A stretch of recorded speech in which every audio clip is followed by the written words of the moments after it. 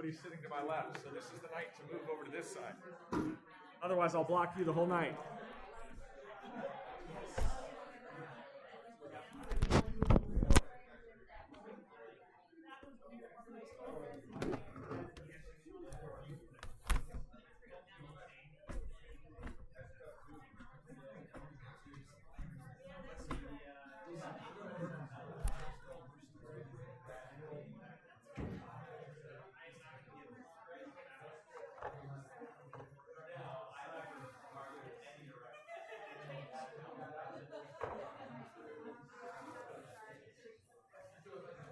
All right, well, let's come together.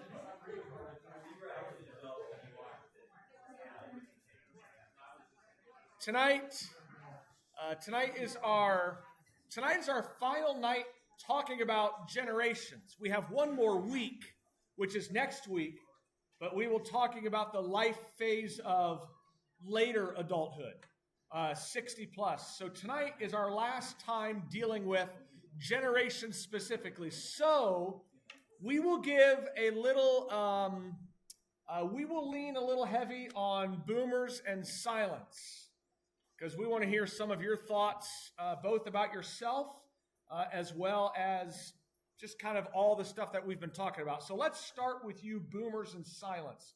If you have that sheet in front of you, you'll notice that the very top of the boomers page is incorrect. I clearly copied and pasted that from a previous generation, and I failed to correct it. So boomers are 46 to 64 birth year. 1946 to 1964. Silence are 1925 to 1945. So, boomers and silence. What are most significant historical event or maybe cultural change in your life? Good, bad, indifferent. What were the biggest things? I'm curious. The death of JFK. Okay. One of those that everybody knows where they were and what they were doing, right? Yeah, that's a good one. That's a good one. What else? Other big stuff. Was that kind of like a loss of hope, a loss of optimism, would you say? You were too young to know. Yeah. Okay, yeah. Just the event and everybody talking about it and... Sure. Okay. Okay. That's fair.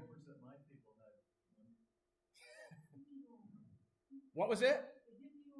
The hippie movement. Yeah. Hippie movement of the 70s. That's good. Not as significant as Kennedy's death. Culturally, that was a really big thing. Yeah. It was a big thing. The hippie movement, it was a very different... We'll talk about that tonight as we talk about the boomers. That was a different kind of decade, and some big things were happening then. Yeah. What else? Other boomers in silence. The Jesus Revolution. So similar time frame as the hippies, right? Yeah, but with a Christ-centeredness. Yeah. Yeah, that's good. That's good. That had a significant impact. Because out of that came John Wimber, came Vineyard, came a lot of different things kind of sprung from the Jesus movement during that time. Yeah. Yeah. That's good. What else?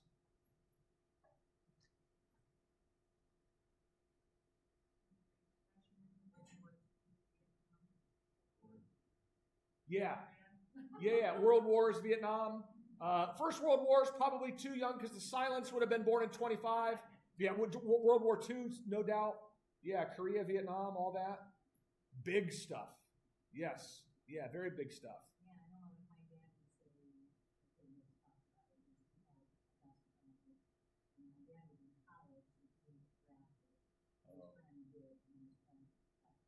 Okay.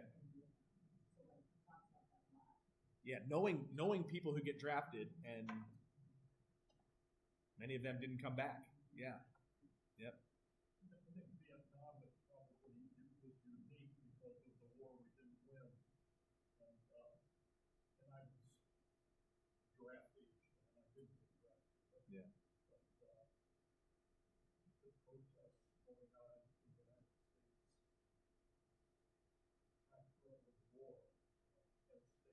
Yep. all that stuff.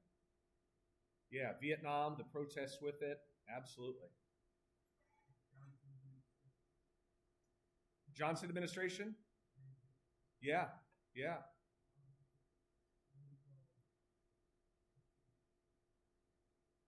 Yeah, a lot of stuff going on there. And Johnson brought in a lot of stuff too. Absolutely.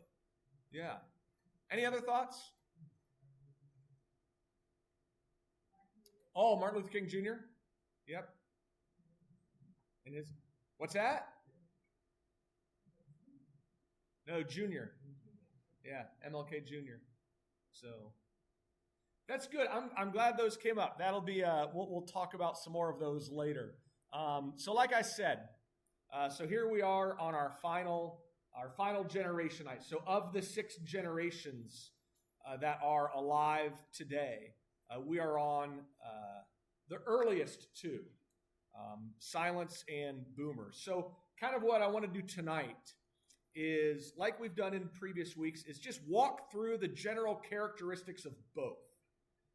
And maybe while we're walking through them, we just kind of talk about things you agree with, disagree with, questions as we go through. Because after we get done with both of those generations, I'd like to just kind of step back and process this whole conversation we've been having about different generations, to see what's been sticking out in your mind, what thoughts you've had, and specifically, how does understanding different generations affect how we think about my circle evangelistically, or how do we think about the body of Christ?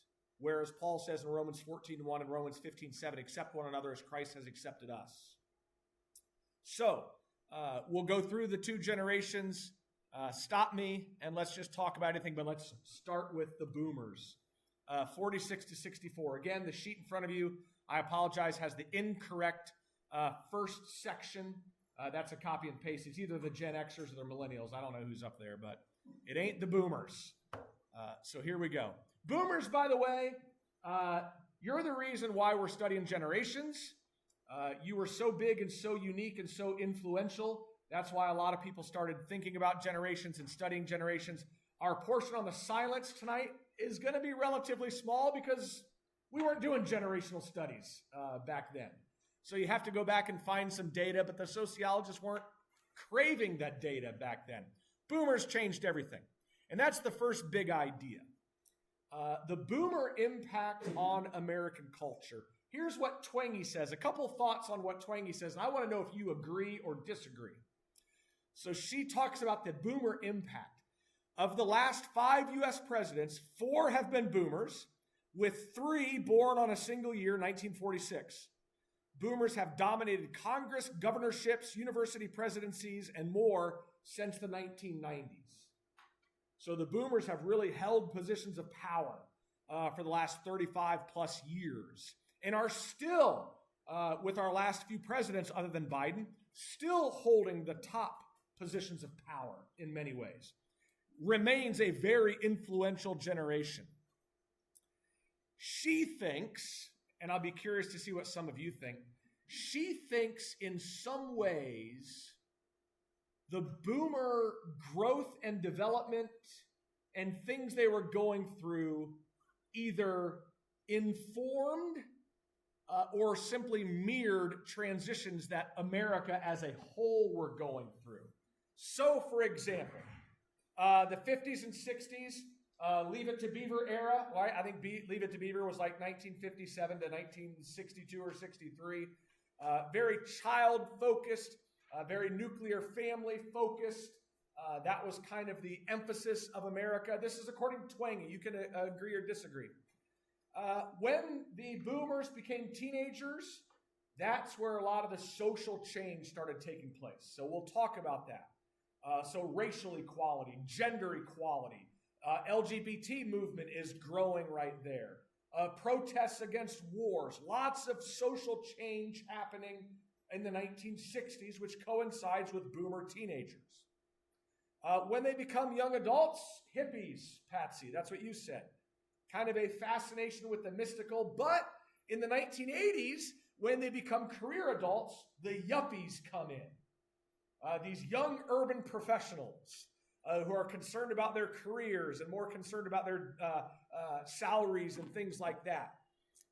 And then in the 2000s, as they are older adults, more of a finding moral meaning in their lives, moral meaning to their consumption. Maybe they were a little too extravagant. What do you think? Is this a stretch? Did America influence the boomers? Boomers influence America? Any thoughts? Those of you that lived through it, is this a fair description of what was going on?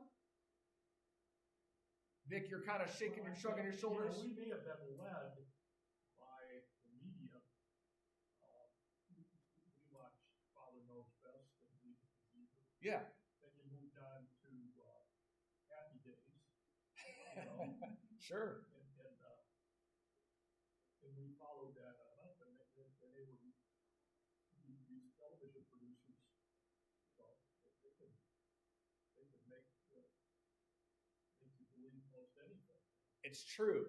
Almost like we don't know, a chicken and the egg kind of thing. What came first? You know, the boomers influencing TV, or going from Leave It to Beaver to Happy Days to other stuff influencing boomers? I don't know. Ron, what do you think?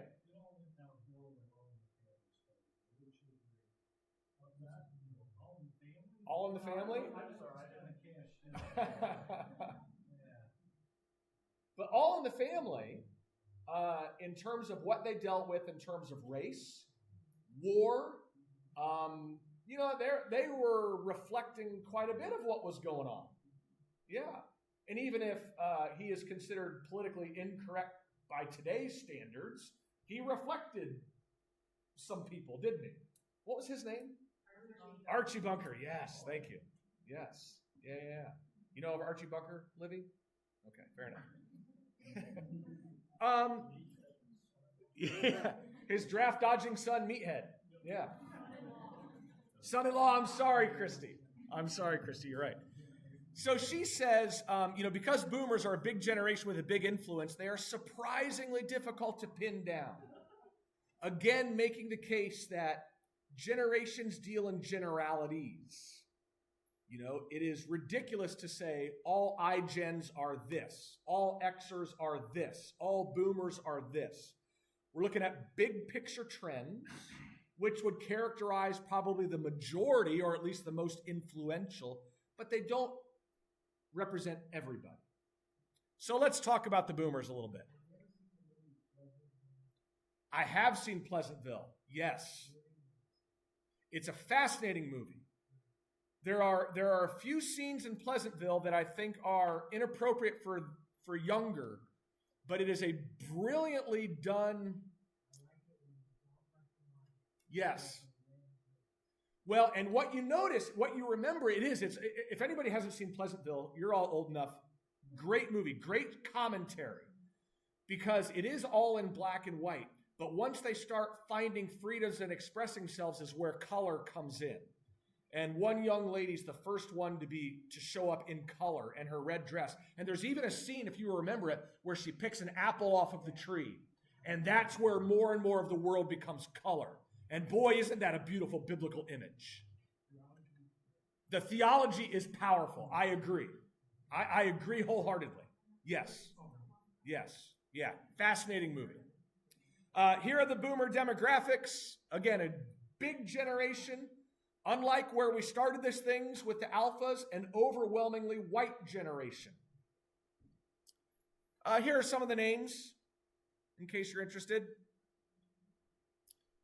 And famous boomers. Ainsley, Livy, Katrina will throw you in this. Do you recognize all of these people? Bethany, do you recognize all of these people? No? Who you wonder, Ainsley? The bottom white man. Oh, Bill Gates? Yeah. He started Microsoft. Yeah. But you'd have no reason to know what he looks like. Yeah. Everybody else knows. Everybody. Yeah. Bethany, Katrina, who are you guys pointing out? This left? That's the bottom. Sylvester Stallone, Madonna. Yeah, Sylvester Stallone. Meryl Streep. Yeah, yeah. Some good boomers. All right. Remember where we've been with the generations and some of the things we have said about our lovely iGen generation that's represented here. But the first characteristic she mentions about boomers, self-focus. I'm curious what you think about this, especially those of you who lived through this. She writes, American culture began the 1960s as a collectivistic culture. That is, you're more focused on social rules and group harmony. You don't want to violate what culture says is right and wrong. You want to live by their standards and norms. But she says, but the 1960s ended as an individualistic culture, focused on the needs of the self and therefore often rejecting traditional rules. Vic, Kate, some of our other boomers. Scott, you're shaking your... Why are you shaking your head, Scott? You agree with this? I do, because in the 60s, I was, 1960, I was 5 years old. We had just a family, talked about, Yeah. a family with children. And then as I go through it, and Matthew mentioned the hippie movement, they were all about the rebellion and the system. Okay. And so that I agree with that, because it's a sharp, that's a very sharp distinction between, and I'm not saying all the boomers went necessarily along with it, Right. because I still kept those values that I had, but it was a significant shock to the system that, yeah, they're like along the way, hey, we don't need social norms, we don't need this, we don't need that, Okay. Vic, you said yes also? Why do you say that? Well, yeah, I was saying, maybe 1970 was the first time I visited California, San Francisco, on a trip. And it was such a shock. Sure. Baptist Church. Grand Baptist Church to San Francisco in the 70s. Yes. They went through this transition maybe in the 30s or something. Who knows?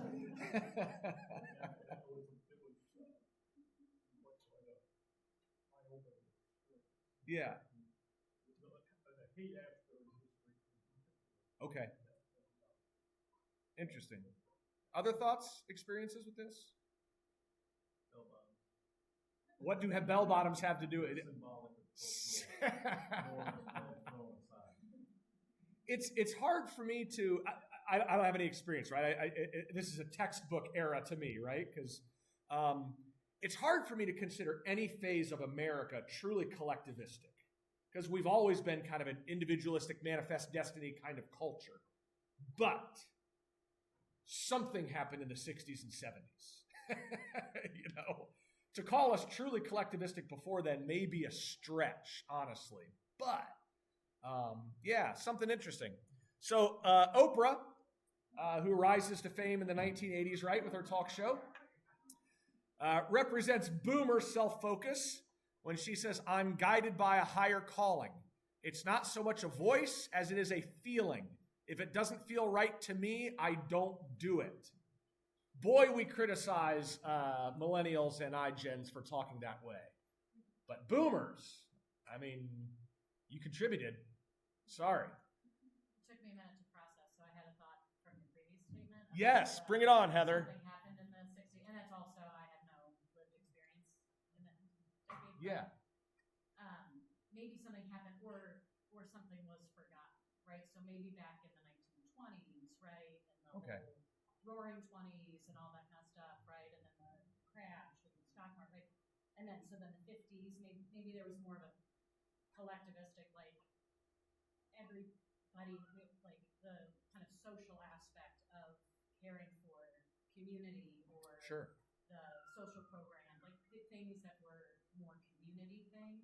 And then did we just forget? So did something happen, or it's kind of could be a forgetfulness, yeah. Forgot, and now we're back to the roaring point. Like it's just this rolling.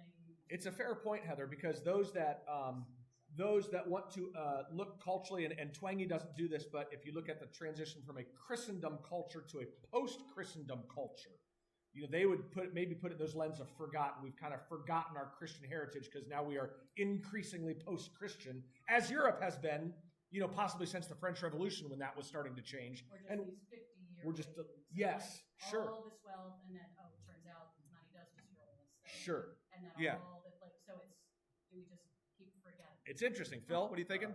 Well, I'm thinking, she's got a point there about what we forgot. What happened before that? The Polynesian silence here, silent generation.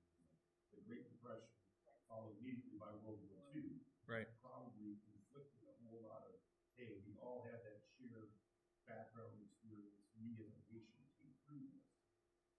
That was what forged the collectivism that slowly starts getting forgotten about. Correct. Correct. So it wasn't what happened to the individual. That might have just been default. What Yes. happened that created a lot of collectivistic, like all of that trauma, right? And Yeah. shared Possibly, yeah. stuff. I do think going from World War II to Vietnam is a big difference in terms of, again, I'd never consider America a collectivistic culture, but in terms of a collective patriotism and celebration versus, during World War II and being celebrated and having parades when you come home to those who came home from Vietnam and what they were feeling and experiencing. Very different world. Very different world. Can't forget what? Oh, Hanho Jane? Yeah. You want to share? Enlighten our... All right. Twangy points to a couple things. I don't know how valid of a scientific thing is, but in previous weeks, she's analyzes books, and she analyzes words over the centuries. So you notice when the boomers turn about 20, the latest boomers, and they're starting to write books, the number of words in American books using get rather than give increases dramatically. She would say we're a culture that is writing about more and talking about more about getting, whereas we used to talk about giving. Maybe it's indicative. I don't know. This is interesting. Percent of U.S. adults believing these things are not wrong at all. So here we have three generations. We have the greatest generation, which is pre-1925. That's the World War II generation, right? That fought in World War II. Then we have the silents. Then we have the boomers. So on the left is believing premarital sex is not wrong at all. Steady increase between the generations, as we've seen throughout. A lot of these things don't just happen. They had been increasing, but boy, look at that jump between silents and boomers. Big jump. In terms of same-sex sexual relationships, another big jump. What might be interesting is, are the silents closer to the boomers here or closer to the greatest? I don't know. Some of those changes were happening even with the silent generation. So, self-focus, she says, is one boomer characteristic. Breaking traditions on sex, understanding sex. Fewer children starts with boomers, right? Because they are the product of the baby boom, but they don't replicate the baby boom. They don't have as many children. So you can see two things we have over here. You can see when the generations are born. So you can see the final boomer is going to be born in 65, 64. So the birth rate is already going down. And it just keeps going down as the boomers are having kids. But notice the red line, technology. Birth control pill. Changes everything. Technology influences how we live. And for females to be able to control procreation at their choice with a very, very, very high degree of confidence, that changes the world, right? It changes how we view sexual relationships. It changes things like birth rate and when we choose to give birth. So yeah, big difference. Boomers are also have more divorce. So you can kind of see a chart going up and down here now. The chart's going up with the silence. Again, these trends begin before some of these generations, but notice also sharp things happen when no-fault divorce comes into play. Laws, maybe not technology like a computer or birth control pill, but it changes things, Brian, can you explain the giant spike there? I don't know. It's labeled end of World War II. So not a lot of divorce, more divorce leading up to the end of World War II. And then, I don't know, coming home. I don't have a reason for that. She didn't really explain why. Yeah. I'm going to say that people got married in the war. Possibly. Possibly. Yeah. Hey, I know we've only known each other for 6 weeks, but I'm getting shipped away. Can we get married? Do you think that's a bad idea, Ben?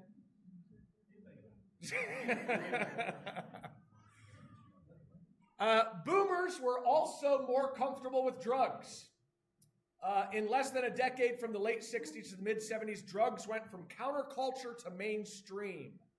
By the 1970s, drug use was no longer the way to rebel. It was a way to fit in. Is that true, those of you who are living here? To some degree? Not necessarily? You guys were in church circles, so we might be a sub-demographic. I'm sorry, I cut somebody off. I didn't hear who was starting to talk. Oh, so alcohol more. Okay. Okay. Interesting. Yeah. Did the music change too? I feel like a lot of times you'll see certain things in music that are more appropriate to play on music. I don't know. Yeah, I don't know. What role does music play? I mean, this is the, mid-60s. Elvis was 50s. Beatles came to America in 63 or 64. I don't know. Correlation, causation. Does music reflect or does music change? I don't know. It's a good question. Scott? When I was a freshman in college, we got 5-year GMI thing going. My dad was GM and some of the other people from Grand Rapids. So our carpool wasn't on the work. My sister graduated in the 70s. Drums and stuff like that. Never forget, one of the guys in the car was driving along and he made a comment, something to the effect of, I think the song came on the radio or something. He made a comment and he said, yeah, it's just all that drug-centered and drug-induced music. Like it's what was enhanced. I was Catholic, but I call myself a Christian. And fitting in, definitely makes sense. And quite frankly, he made that comment and it struck me because I thought that's very true. Because sometimes when you use drugs, the music just seems better or whatever. So it's not that music promoted drugs. The music sounded better with drugs. But the artists that died by using Oh, yeah. drugs, Yeah. So they were really, And even the ones that didn't. I mean, the drugs didn't kill the Beatles, but they had a kind of a drug phase, didn't they? Yeah. We got to get through boomers a little bit more. A strive for racial equality. This graph is a little interesting. So the red line is 1868 to 1900. This is the number of African Americans in Southern legislatures. Obviously, a big spike after the Civil War. As Jim Crow laws started creeping in, that goes down quite a bit. The blue line starts in 1960. And you can see the gradual increase in the number of black Southern legislators in 1960 to 1962. Obviously, the big one, though, 1965, the Voting Rights Act gets signed into law.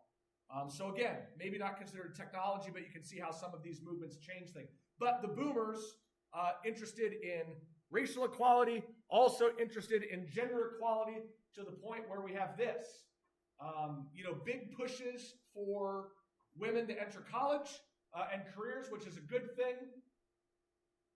Not really pushing males these days. Maybe the roles have switched, and we need to encourage more male elementary school teachers like we do female STEM and things like that, That's my own commentary.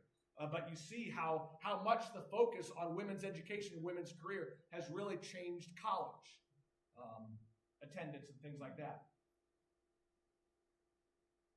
I thought this was interesting. Some of you will remember Clarence Thomas and Anita Hill's hearings. views on sexual harassment, because when we talked about iGen, we talked about triggers and safe spaces, and we talked about how that is now a part of the iGen lingo. This was a fascinating quote from a boomer. She talked about, because this was a case revolving around sexual harassment. And she said, although certainly not universal, this seems to be a common attitude among silenced boomers. Just put up with it. That's how men are. A very different approach. And in her chapter, she talks to boomer women who would get slapped, as nurses would get slapped on the rear in the hospital, and you just dealt with it. Different time. But those things, the boomer generation was trying to force changes in those things, even though that's what the boomers experienced, not universally, obviously, trying to promote change. Last one for the boomers. Affiliating with a political party. You can see the blue line is Democrats, the orangish line are Republicans. There's an interesting discussion in the book. Is this just normal aging? Because you think about how liberal a lot of the boomers were in the 70s. They were the hippies, right? They have become the most Republican generation that we've had. So even though this seems to be normal aging, the boomers seem to have made the flip bigger than any other generation that we know of so far.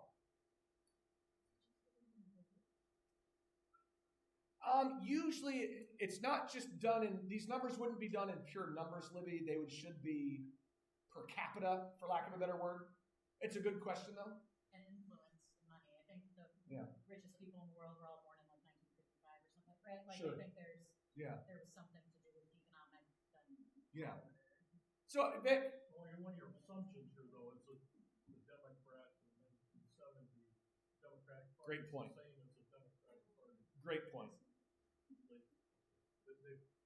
They Democrats are different, and even a Reagan Republican's different from a Republican today.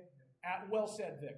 Because JFK was brought up earlier. JFK was a Democrat, probably not a modern Democrat, in terms of some of the stuff he was talking about. Yeah. No, that's a great point. That's a great point. So, boomers. Our thoughts on boomers? Anything that we missed, or anything that surprised you in that? Any other big characteristics you think of when you think of boomers? I don't think one that surprised me, but like when I thought about it, it made a lot of sense. The idea that the boomer generation holds a lot of power politically and socially within the U.S. That's not something that I think I've heard articulated a lot, but when you said it, it rung very true. Yeah. It's interesting. I've seen studies done, Noah, and I don't remember it well enough, but very often when they talk about leadership, it's the trailing generations that are often still the influencers, right? So you look at let's just take the American presidents. You look at Bush, Clinton, Trump, all boomers, right? And so they're on the trailing end of American generations, but still holding power. You can still see that. You can see that music.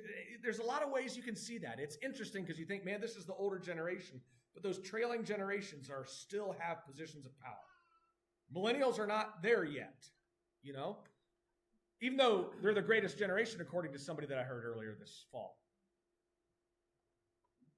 You definitely said that.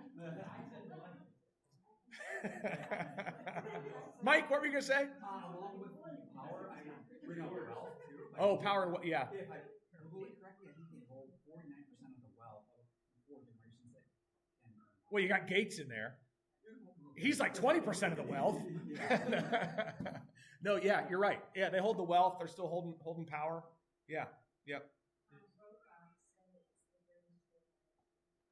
Well, didn't Brokaw wasn't the greatest those that fought in World War II? So they're pre-silence even. Yeah. Because if the first silent was born in 25, then the oldest silent maybe fought in World War II. Well, no, they'd be 15, 16 when World War II started. You go in at 17, 18 or something like that? Yeah, so silents are just barely making World War II.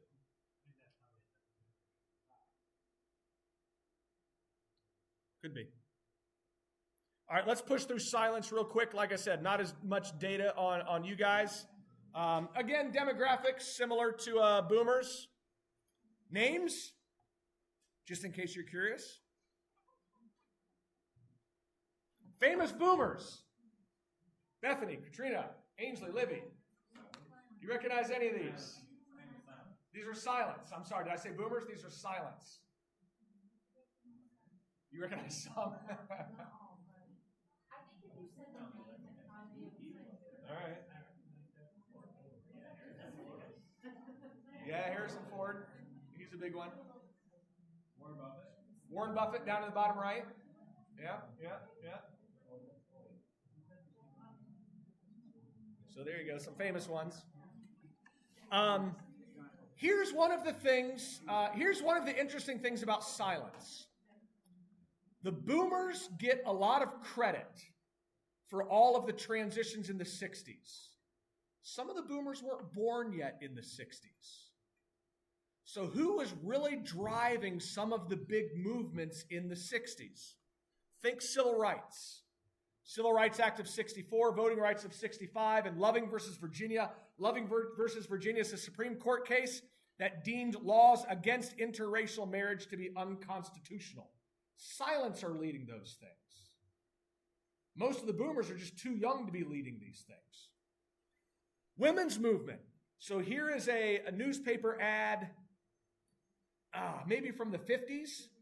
Do any of you remember this, where they have a wanted ad column, but there would be female help wanted and male help wanted in the newspaper?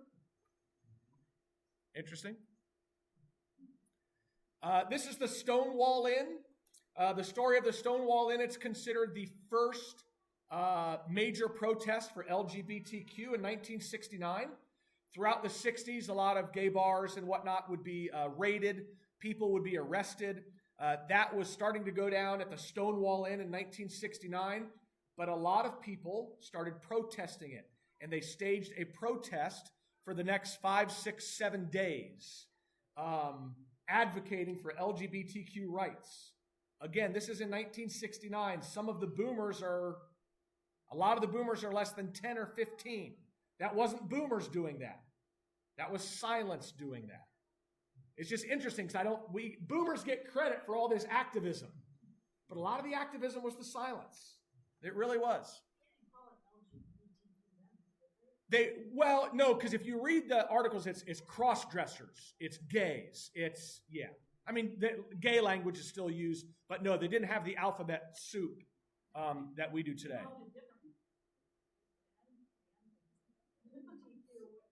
Yeah.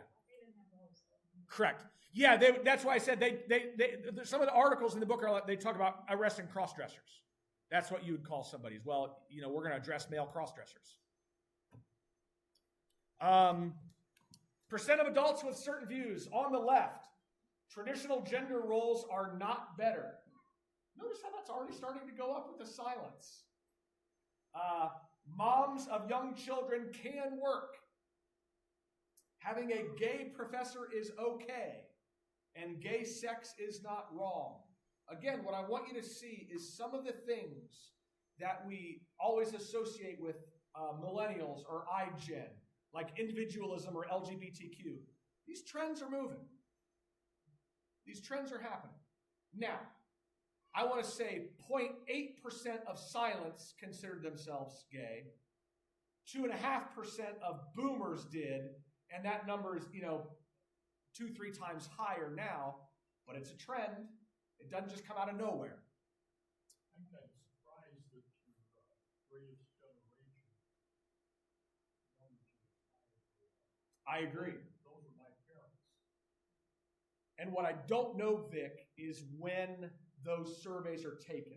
I'd have to look at her research. In other words, are those surveys taken in the 1950s or, in the 1990s when they're older and they've seen the world change? I don't know. It's a good point. When do you take the data? Yeah. Obviously, the silence, young marriage. Look what happened to the age of first marriage when the silence were between 18 and 25, right? Because this is part of what led to the baby boom. They had a lot of kids. When silents are 18 to 25, a high fertility rate. Last one, I think. This is interesting. Percent of U.S. adults expressing trust. The left is most people are fair. You see how that's starting to go down? Middle, most people are helpful. And the right, most people can be trusted. Trends are going down. Which obviously, again, where does that manifest itself? It manifests itself in Vietnam protests because we no longer trust the government. We no longer trust our leaders. You start to see that in very tangible ways. Mental health. I think this is the last one. Silents are considered pretty darn stable.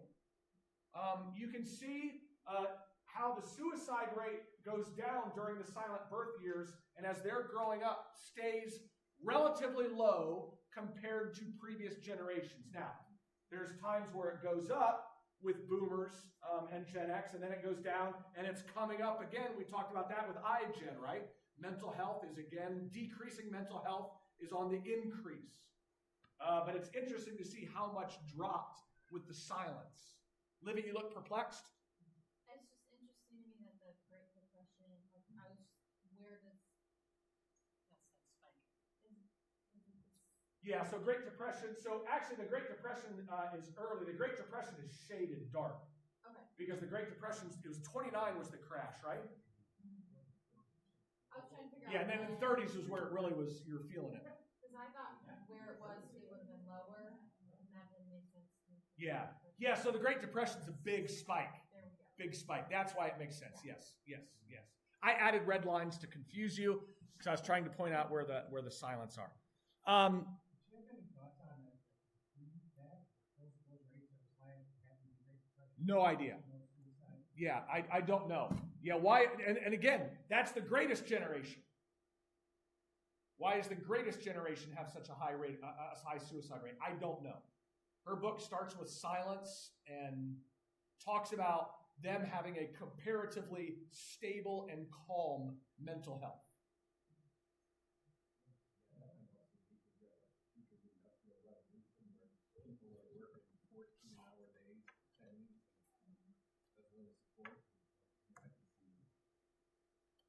Yeah. Yeah, I don't know.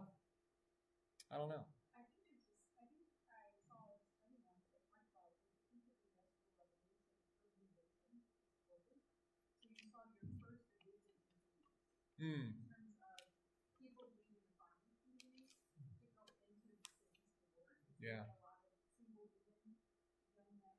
Yes. Going into the money, so they were alone. If I don't know, that was about that same time.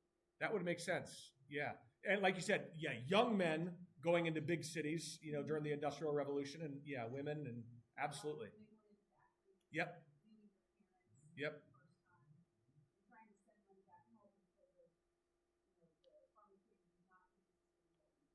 I can see that, Kim.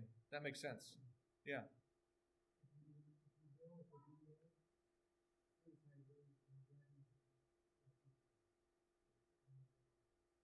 Yeah.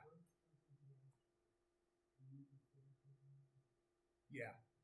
And that's a great insight. And I think that's something that's important because he said, rates among veterans, suicide rates among veterans is often higher than, and we talked very early on, among generations, sometimes there are subgroups that don't necessarily fit the trend, the generational trend for one reason or another. I would think probably Christians are a subgroup of every generation, even the older generations.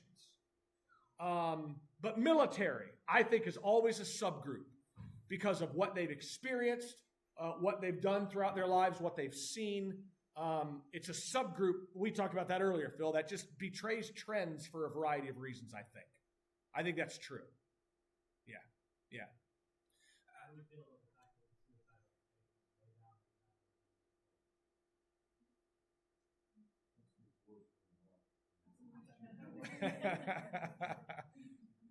Causation, correlation, Ben, I don't know. Hey, let's, so I'm curious, just kind of in our last 10, 12 minutes,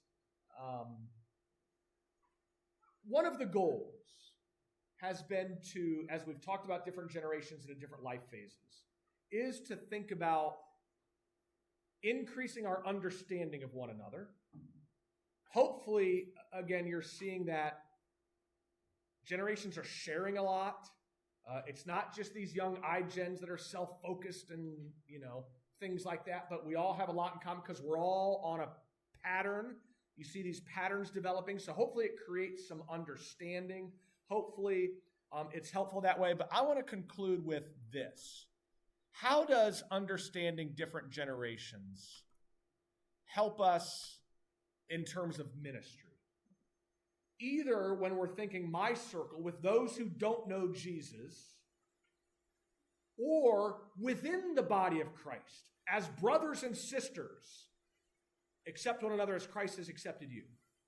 How does generational understanding inform either our evangelism or our unity as the body of Christ? Thoughts as we've been talking about different generations, Christy? I think that it's interesting to talk about the differences, but important to remember the similarities. And that we ultimately have more in common than we don't. And I think that that's relevant to evangelism, obviously, is being able to relate to people. Like we've all gone through in every generation some difficult things and not difficult things, and pros and cons of all of it. Yeah. And there's something that can be related because we're doing the same exact experience, as well as obviously in the church. It's not an us versus them thing, especially in the church. I like that. Similar experiences, similar things we've all got. Yeah, I think it's a part of, I'm editorializing here for your comment, Christy. It's a part of our individualistic focus in some ways to think that we've gone through the worst or we've gone through the best or, we are experiencing things that nobody else has, either on the great end or the awful end. And it's just not true. A lot of people have been experiencing a lot of tough things for a very long, we live in a broken world. All generations live in a broken world. The brokenness might manifest itself in different ways, but I like that, Christy. There is a common bond, either amongst humanity or amongst the body of Christ in a lot of ways. I like that. Other thoughts? Livy, then Andrew. Something that I've been thinking about this whole thing is what I've always really appreciated about our church is how multi-generational it is. And I've spent my whole life with different generations and have been working with kids with family. Yeah. And I've always enjoyed learning from older generations and even doing the studies, knowing that while still young, I can teach other people about what it's like to be 22 at this age or Yeah. in this age, or I have something to contribute also, not just because I want to learn from other people, but maybe other people want to learn from my generation as well. And that's been really cool to think about and something I've appreciated about our church and it's working out like I like that, Libby, because it is one of the, I do think GLBC, in terms of age demographics, we represent the body of Christ very well because we are very generationally diverse. We're not diverse in other ways, right? But we are very generationally diverse, and that's a beautiful thing because a lot of churches can't say that. Yeah. It can't. And I like what you said, too, because I think you're right, Libby, and I think what you and Ainsley and Bethany and Katrina and others do, you are teaching because it's easy for those of us who are older to look at the younger generation and complain and criticize, but to see you guys, here are some faithful, loving, Christ-following young men and young women, and that helps Vic appreciate today's 22-year-old, right? I mean, it does. You do have that influence, I think. Yeah. Andrew, what were you going to say? Yeah, I have more compassion on the younger generation. I got on a plane once with a girl with pink hair, and she bumped into me. I think I probably scared her.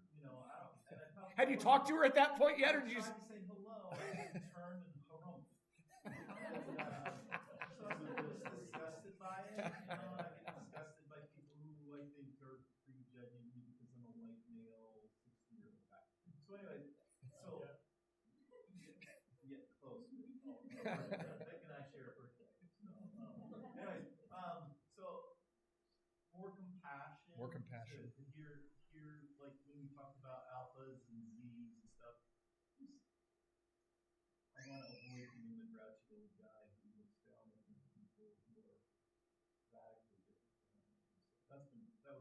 Yeah, I appreciate that, Andrew.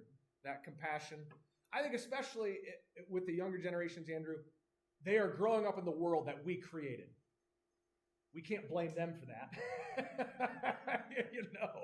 And so I think it also gives me compassion as like someone who's younger for people in my dad's generation and generation above that, because I think it's so prevalent, especially on like social media and circles of young people, to like just okay boomer, like just feel like traditional insults of people who hoard all the wealth, hoard all the power. Yeah. It's really easy to just like hate on people and blame them for everything. Yeah. But when Christine said like we've all gone through trouble, to think Yeah. about the things that previous generations have gone through and the change that they made, whether good or bad or whatever, like it is easier to have compassion for them. Yeah. And even beforehand we were having a discussion about there's just a general disgust of getting old and old people, I think especially nowadays, whether it's like because of their lack of independence or those old people in their old ways are better, whatever. But I think that's also dangerous. So understanding what different generations have gone through gives you a better understanding, because like I would probably call the ministers people who are older than me, but and it's important that I have empathy for them as well as the people that I'm going through life with. Yeah.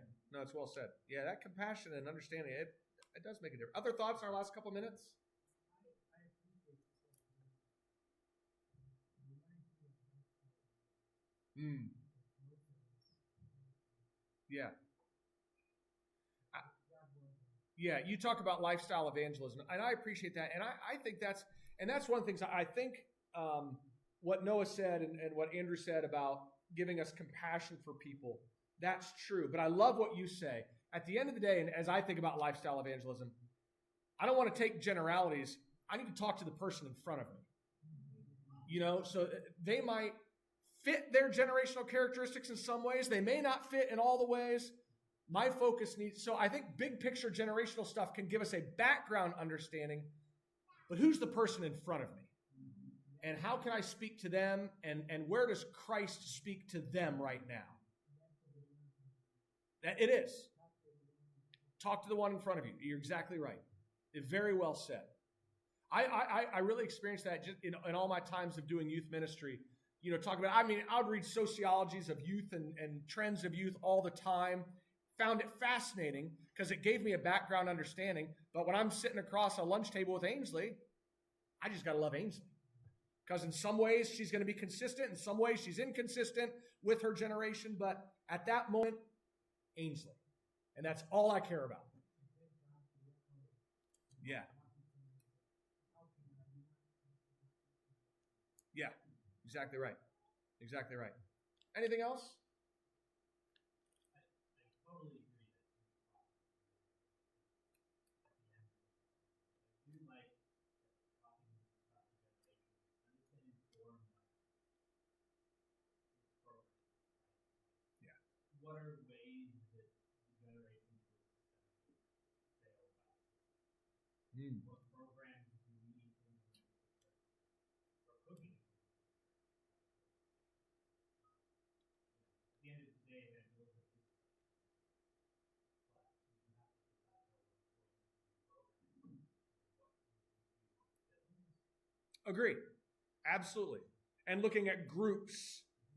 That's why a perfect example of that, Ben, this year is we have a lot of young 20s in college and not in college. So one of the things that John did was, Bear, you need to start a small group for this group. And at that point, we're not talking to individuals. We're looking at a collective group and collective group of emerging adults experiencing what emerging adults experience, and we want to give them a place. So it informs our program. I like that. Absolutely right. Absolutely right. Scott, I think the last comment. This is more of a question. I've read some of her books, haven't read this one. So we've got all the different generations, but does she also discuss like the paradigm shift moving from, probably our generation X being the last of the modernist movement and way of thinking to postmodernism? Because when we looked at the modernist movement, it's pretty much all science and facts. And now you look at probably the last 3 generations, emotional argument, to bring into the gospel. My generation, everything was science versus evolution. If you could prove evolution is wrong, the person would come to Christ. Evidence that demands a verdict. Yes. And that's also a big paradigm shift that we've seen in the last 30 years. It's more of the, let me know that God loves the homosexual. Let me know that God loves the person who's confused. I don't really care about that. Just move past. To answer your question, I don't ever remember reading the words modern or postmodern in her book. Where I think it comes up is this generational with every generation we become more and more individualistic. And as we become more individualistic, that means we have a less of an appreciation for the objective that is out there because the subjective is what rules. And so that's what I think you're calling postmodern. She doesn't use that word, but I think she would agree that the more we turn inward, the more truth is found inward, postmodern, rather than being an objective truth out there. So I think that's how she talks about it, even though she doesn't talk about it in that way. Yeah. All right, we're late. Some people have kids to pick up. So next week will be our final week of the fall, and we will talk about the life phase of being 60 plus.